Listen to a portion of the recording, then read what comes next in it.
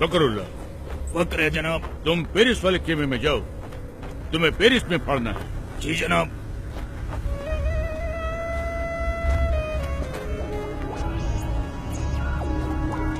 फकरुल्लाह। फकर है जनाब। तुम अमेरिका वाले खेमे में जाओ, तुमको अमेरिका में पढ़ना है। जनाब।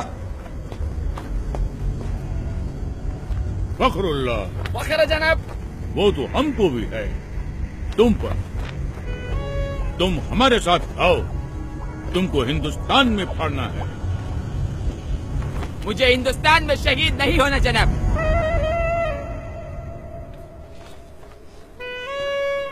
वहाँ पहले ही बहुत आतंक है। एक साथ 2 बम फट जाए तो दूसरे की खबर वही दबा देते, ताकि जनता में अखरोट पैदा न हो। अखरोट नहीं बेवकूफ, आक्रोश। बाकी का टीआरपी नेता ले जाते। मुझे तो इंटरनेशनल न्यूज बनना है। Love in Paris, americano. खामोश।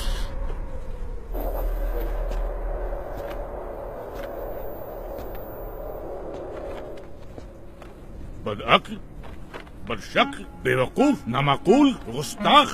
इसके लिए तुझे अंग्रेजी सीखनी चाहिए थी, काफिर की औलाद। अब तुम 2 ही जगह पढ़ सकता है, या पाकिस्तान या हिंदुस्तान। हिंदुस्तान जनाब। अल्लाह, सुभान अल्लाह, बरकतुल्लाह, इंकामुल हक, अल्लाह, ओस्मा बिन लादेन, अल्लाह। आओ मेरे साथ।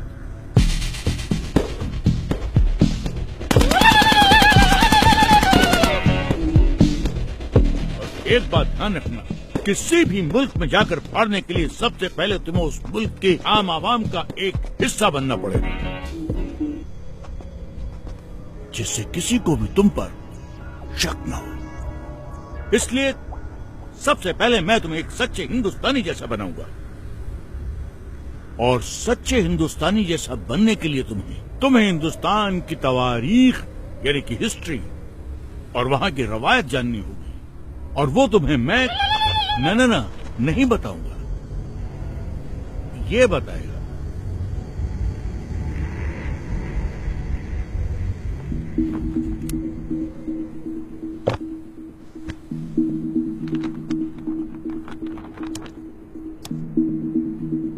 We made a tryst with destiny, and now the time comes when we shall redeem our place among those Indians who are now abroad.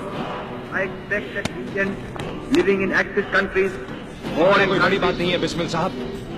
बड़ी बात तो ये है कि जिस्म से टपका हुआ एक बूंद खून आने वाली नस्ल के सारे खून में उबाला ला सकता है या नहीं। तेरी हम बन के हवा का झोंका, किस्मत वालों को मिलता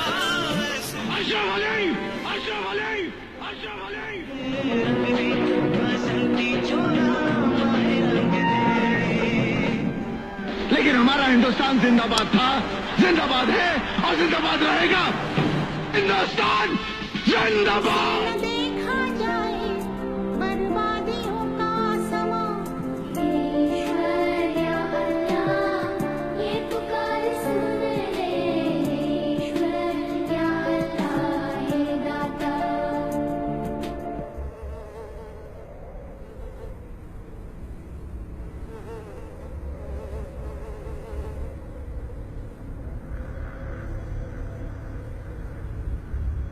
सुभान अल्लाह, अब तो एकदम हिंदुस्तानी जैसा लगता है। कैसा महसूस होता है? एकदम इंसान जैसा।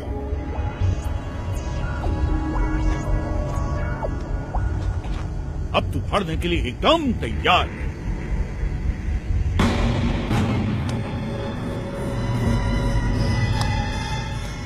जाओ, अब फाड़ दो इसको।